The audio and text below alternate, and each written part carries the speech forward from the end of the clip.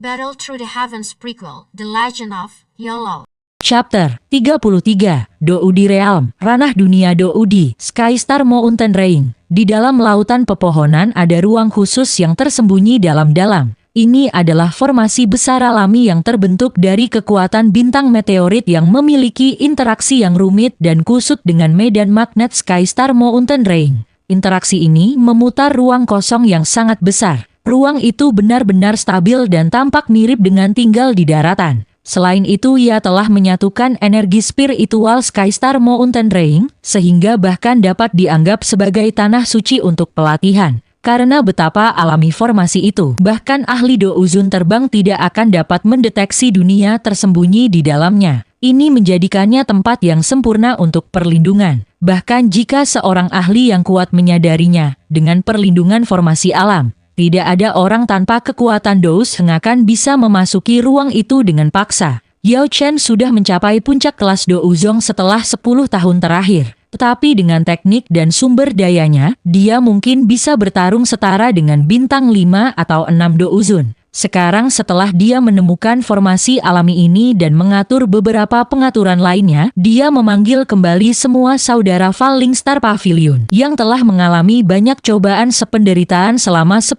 tahun terakhir ke lokasi ini. 9 orang hilang dari 32 anggota aslinya. Selama 10 tahun terakhir, dari 32 orang itu, beberapa meninggal karena pertempuran, sementara yang lain karena berbagai alasan mengkhianati Falling Star Pavilion. Sekarang, 23 orang yang tersisa adalah inti sejati dari pavilion dan semuanya bekerja sebagai satu. Tanpa mendirikan formasi transportasi, tidak mungkin untuk secara langsung membawa orang ke Skystar Mountain Range langsung. Bahkan ketika ada datang berbagai murid yang berlatih, Anda harus berhati-hati tentang memberitahu mereka tentang tempat ini. Dalam skenario terburuk, tempat ini akan menjadi tempat perlindungan terakhir. Menyebutnya tanah suci tidak akan berlebihan. Feng Xian memberikan pidato kepada semua orang, mengumumkan niat Yao Chen. Sejujurnya, Yao Chen tidak akan pernah repot dengan hal-hal ini. Meskipun Yao Chen tidak benar-benar mengelola mereka, tetapi semua orang sangat jelas bahwa tidak peduli seberapa besar pavilion Falling Star, inti sebenarnya akan selalu menjadi Yao Chen. Tanpa pasokan stabil obat-obatan Yao Chen yang bermutu tinggi, tanpa para alkemis yang ditarik oleh ketenarannya, Falling Star Pavilion hanya akan dianggap sebagai kekuatan kelas 3. Hanya karena alkemis nomor 1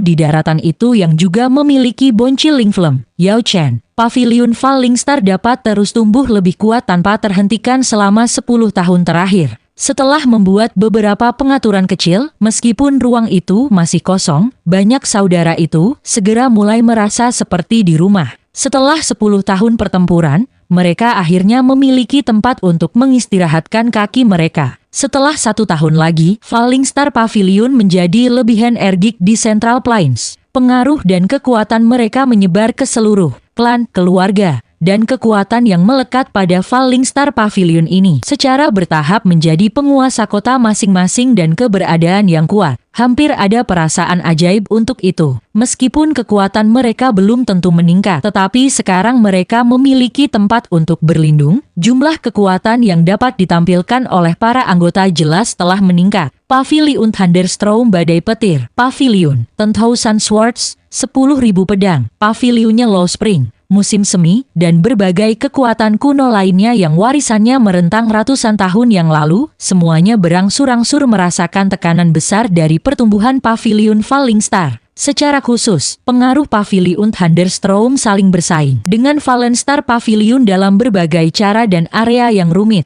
Mereka memiliki banyak konflik, dan Yao Chen bahkan secara pribadi pergi ke Pavilion Petir Angin sekali. Perasaan Yao Chen juga tidak lagi sama. Dia tidak bisa lagi kembali ke klannya. Jadi markas Fallen Star Pavilion, Skystar Mountain Range adalah rumah barunya dengan keluarga barunya. Tahun ini dia sebenarnya tidak keluar sama sekali, melainkan tinggal di Skystar Mountain Range dan menyaksikan ruang kosong itu secara bertahap menjadi lebih hidup dan banyak formasi Dou baru dibangun. Tapi sebuah berita baru dengan cepat mengguncang Central Plains. Alam cahaya dan kegelapan hendak dibuka. Alam cahaya dan kegelapan ini adalah warisan kuno. Itu akan muncul antara setiap 500 hingga setiap 1000 tahun sebelum sekali lagi kembali ke kehampaan dan menghilang. Dilaporkan bahwa itu adalah ruang Doudi yang dibangun dari Doudi yang tiada taranya yang telah memahami kekuatan tertinggi dari cahaya dan kegelapan. Setelah itu Doudi menghilang. Ruang Doudi ini benar-benar mendapatkan spiritualitasnya sendiri dan mampu menarik energi dari kehampaan untuk dirinya sendiri. Kemudian melalui semacam hukum ruang hampa, akan muncul kembali di dunia.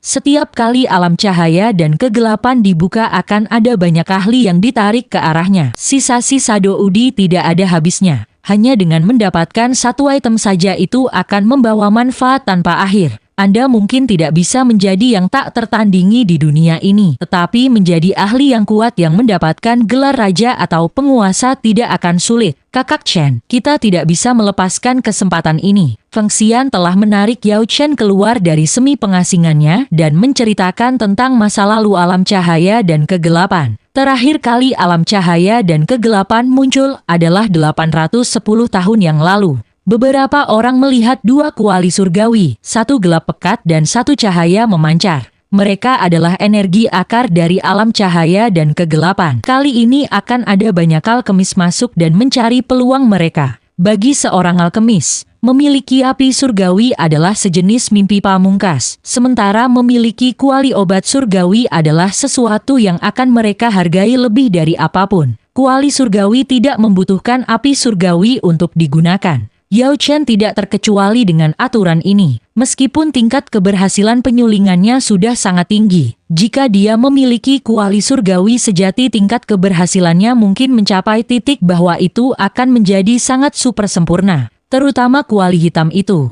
harus menjadi pasangan yang sempurna untuk Boncil Ling Flamnya. Karena itu bagaimana mungkin dia bisa menyerah pada kesempatan ini? Yang paling penting adalah bahwa alam cahaya dan kegelapan memiliki aturan batasan khusus sendiri. Hanya mereka yang lebih lemah dari Do Uzun bisa masuk, jadi puncak Yao Chen kekuatan Do Uzong sudah kekuatan terbesar yang bisa ditoleransi oleh ruang. Menurut desas-desus, hanya puncak Do Uzong yang akan bisa mendapatkan warisan sebenarnya dari alam cahaya dan kegelapan. Setengah bulan kemudian, Yao Chen dan Feng Xian tiba di kota Qinshan. Tidak ada lagi malam dan siang di tempat ini. Langit dalam kondisi senja yang abadi, seolah-olah mereka berada di cakrawala. Terang dan gelap bercampur aduk, membentuk keseimbangan yang aneh. Kota Qinshan awalnya hanya kota kecil biasa. Orang terkuat di sana hanyalah Dado Usi. Sejak berita bahwa alam cahaya dan kegelapan akan segera dibuka di pegunungan Qinshan, kedamaian di sana telah dipatahkan oleh kedatangan para ahli yang tak terhitung jumlahnya. Lembah Sungai Es, Lembah Api Membara, Pavilion Thunderstorm, Pavilion Tenthousan Swords, Pavilionnya Low Spring, mereka semua memiliki ahli Do Uzun yang datang.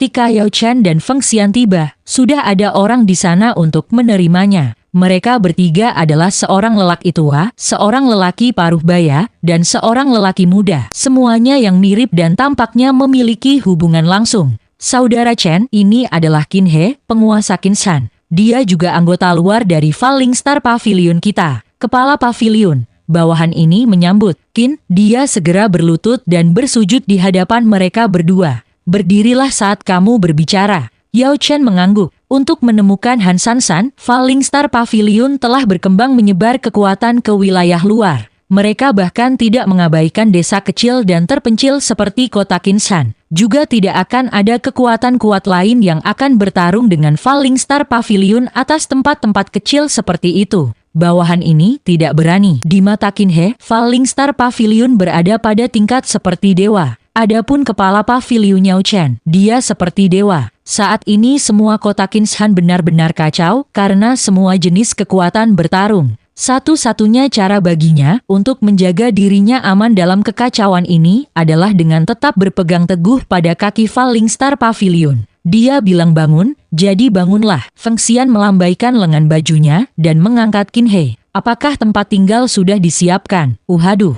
Sebenarnya, saya menyiapkan tempat untuk kepala pavilion, tapi itu diambil oleh orang-orang dari Tenthousan Swords Pavilion. Qin, dia benar-benar tak berdaya untuk ini. Dia benar-benar telah membuat persiapan itu dengan hati-hati sejak dulu. Tidak pernah berharap bahwa semakin baik akomodasi ini, semakin mudah bagi orang lain untuk memperhatikannya. Tenthousan Swords Pavilion, mari kita lihat. Yao Chen dengan santai tertawa. Ya, arah sini kepala pavilion. Qin He dengan cepat pergi untuk menunjukkan jalan. 10,000 Swords Pavilion adalah kekuatan kuno dan terkenal di Central Plains. Tetapi Falling Star Pavilion tidak takut menghadapi kekuatan apapun. Qin dia tahu bahwa alam cahaya dan kegelapan akan cepat menutup lagi. Kota Kinshan akhirnya akan kembali ke keadaan semula. Apa yang dia pedulikan adalah posisinya dan apakah dia masih bisa tetap tak tertandingi di kota kecilnya. Ada keluarga lain di kota yang meminjam kesempatan ini untuk mendapatkan akses ke kekuatan besar lainnya. Lawan lamanya semua telah menggunakan teknik rahasia untuk meningkatkan kekuatan mereka ke kelas Dado Usi.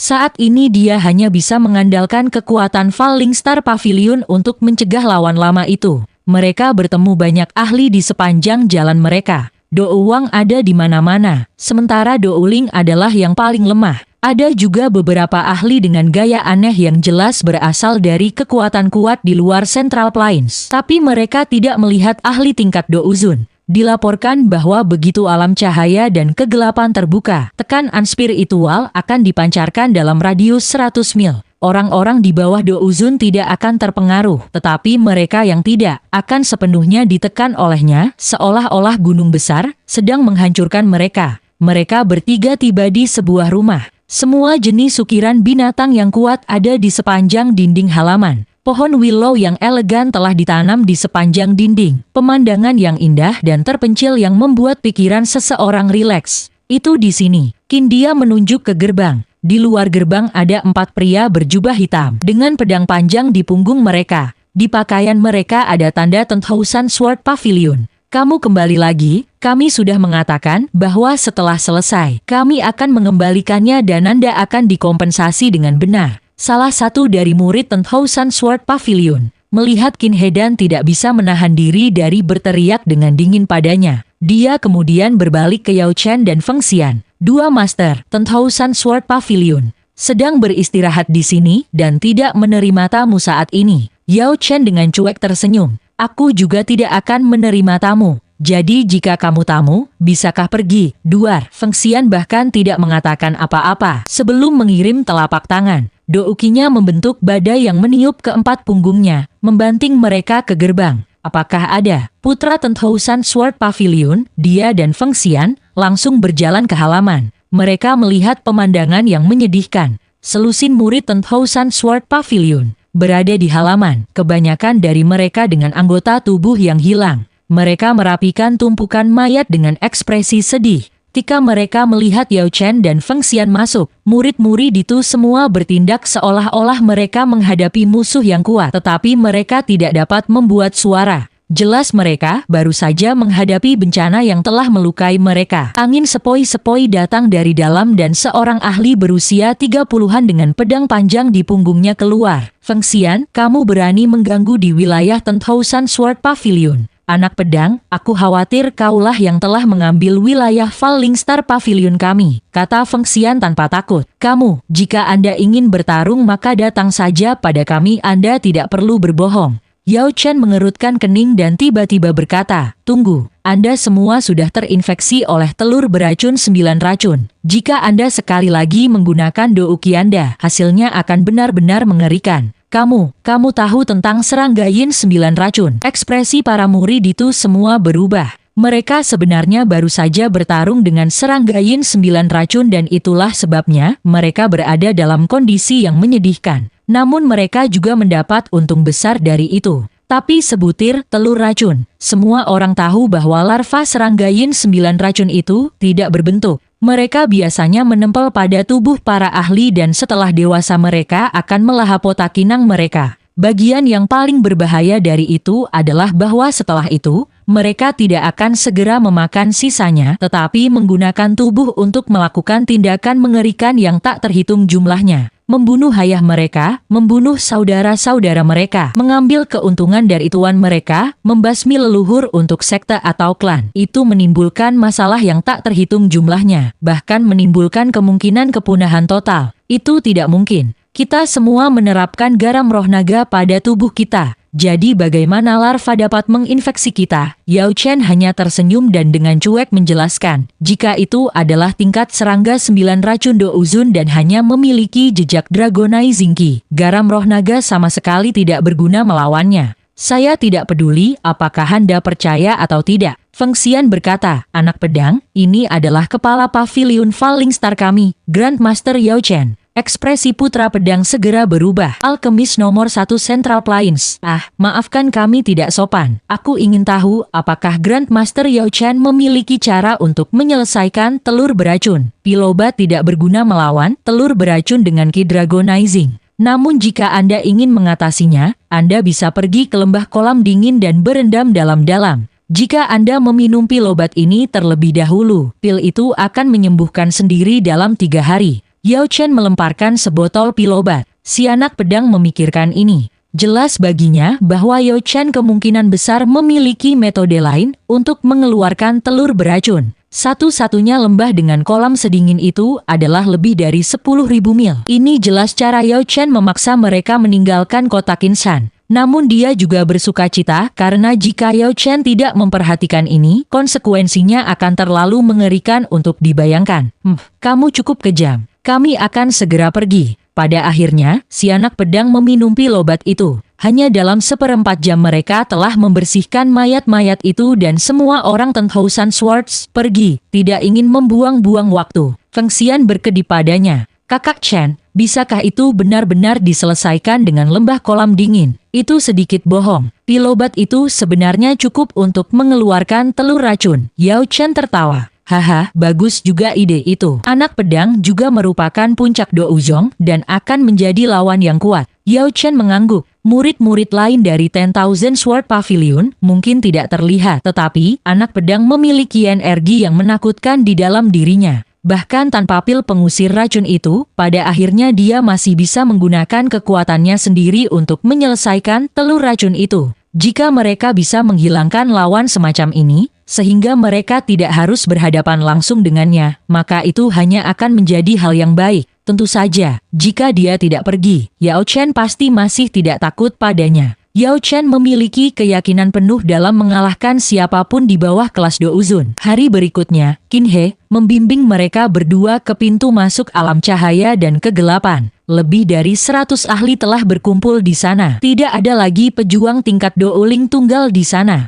Anggota terlemah masih setidaknya 1 bintang Douwang. Haha, Feng Xian, kamu juga datang. Pada saat ini sekelompok 3 berjalan mendekat. Ketiganya memiliki penampilan mengerikan. Mereka pasti bisa disebut jelek, tetapi kulit mereka seputih salju seperti wanita. Mata mereka memancarkan reakspir itu alaneh yang memiliki kekuatan menyihir untuk mencuri jiwa. Jelas mereka bertiga telah dilatih dalam ki iblis jahat. Wajah Feng Xian menegang. 3 iblis setan kala jengking. Jadi kalian bertiga benar-benar berani datang. Haha, terakhir kali kami kehilanganmu karena teknik kultivasi kami mencapai saat kritis dan kami tidak dapat menampilkan kekuatan sejati kami. Kali ini, 3 iblis setan kala jengking sepertinya ingin menyerang. Tetapi, ketika tatapan mereka menyapu Yao Chen, mereka terkejut. Dengan ke-7 bintang kekuatan Douzong mereka dan teknik menyelidik khusus mereka, mereka masih benar-benar tidak dapat melihat menembus Yao Chen. Pada saat ini seseorang tiba-tiba melihat Yao Chen dari sekelompok Douzong dan dia benar-benar terbang. Memanggil, saudara Yao, bahkan kamu sudah datang haha. Semuanya, saya akan memperkenalkan Anda. Ini adalah Yao Chen, alkemis nomor 1 daratan. Bahkan menara pil suci tidak bisa menahannya. Kelompok Douzong itu segera menjadi berisik. Tidak peduli siapa itu, mereka semua menangkupkan tangan mereka ke Yao Chen. Apakah itu aura terselubung di atas tubuh Yao Chen atau gelarnya sebagai alkemis nomor 1? Cukup baginya untuk dipandang dengan hormat oleh semua orang. Dead Three Scorpion Devil Ghosts diam-diam mundur. Senang bahwa mereka tidak menyerang barusan. Kalau tidak, jika Yao Chen memberi satu perintah, mereka bertiga akan segera hancur oleh kelompok Douzong itu. Bagi para ahli itu, jika itu berarti melakukan kebaikan. Bagi alkemis nomor 1 di daratan itu, menekan 3 Douzong bukanlah apa-apa. Yao Chen dengan cuek tertawa dan juga menangkupkan tangannya ke mereka. Dia sudah terbiasa dengan status semacam ini. Gelar alkemis nomor 1 sebenarnya hanya gelar kosong, tidak berarti. Jelas ada alkemis yang lebih kuat darinya, namun orang-orang itu jarang mengungkapkan dirinya. Bahkan jika mereka memperbaiki pil obat yang langka, mereka kebanyakan disimpan untuk diri mereka sendiri. Hanya dia yang akan mengirim berbagai pil obat yang dimurnikan melalui berbagai saluran. The Falling Star Pavilion sering menggunakannya untuk sekutu atau untuk pelelangan. Selain itu, sementara Yao Chen tidak perlu repot dengan setiap ahli yang datang kepadanya meminta obat ketika dia dalam suasana hati yang baik, dia akan menghabiskan banyak waktu memperbaiki beberapa dari mereka. Perlahan-lahan reputasinya bertambah dan dia diberi gelar nomor 1.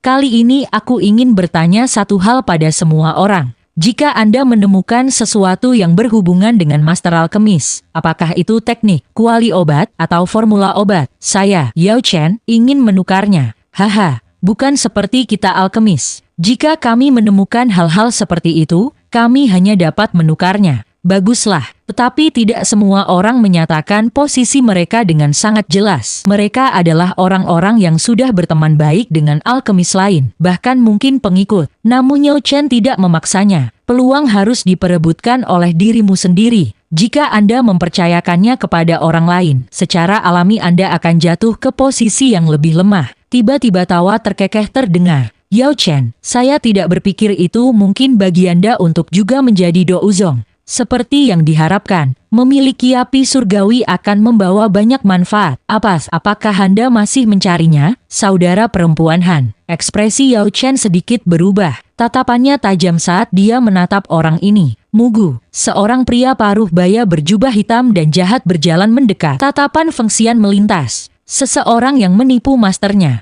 Yalah, saya sudah mengatakan bahwa hilangnya Han Sansan tidak ada hubungannya dengan saya. Tidak peduli bagaimana kamu mengatakannya, dia adalah masterku. Betul enggak, murid junior Yao Chen? Saya tidak punya saudara magang seperti Anda, kata Yao Chen dengan dingin. Cici, Han juga tidak pernah mengakui Anda sebagai muridnya. Yah, terserah apapun yang kamu inginkan. Bagaimanapun, Falling Star Pavilion Anda harus berhenti menggangguku. Saat ini, saya sudah menjadi alkemis tingkat ke-7 dan seorang douzong. Apakah Anda pikir saya butuh seorang wanita sebagai master? Yang benar saja. Saat dia berbicara, douzong yang tidak menjawab Yao Chen sudah berjalan untuk berdiri di belakang Mugu. Jelas mereka telah memperoleh banyak manfaat dari Mugu. Tapi itu juga masuk akal. Seorang alkemis tingkat ke-7 bisa dengan mudah memanggil selus Indo uang hanya dengan satu kata. Jika dia mau, mengundang 7 atau 8 douzong juga masalah sederhana. Alkemis tidak pernah bertarung sendiri kecuali mereka bodoh. Di belakang Yao Chen juga sekelompok douzong. Kedua belah pihak memancarkan aura kuat yang saling bentrok. Sejak awal, Yao Chen curiga bahwa hilangnya Han Sansan ada hubungannya dengan Mugu.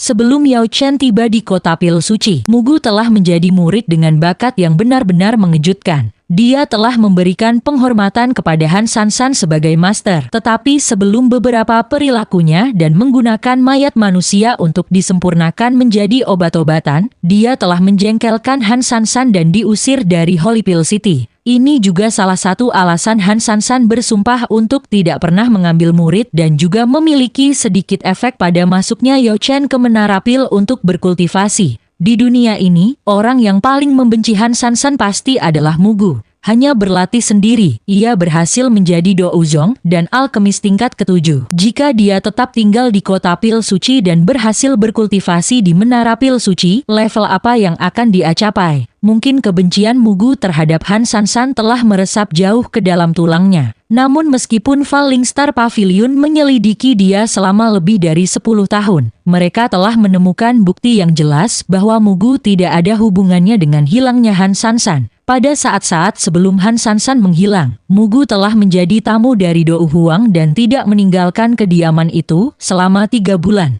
Di tengah-tengah suasana tegang ini, peringatan besar tiba-tiba datang dari alam cahaya dan kegelapan, dan sebuah gerbang dengan jalinan cahaya dan bayangan muncul di depan semua orang. Ranah Doudi akhirnya terbuka.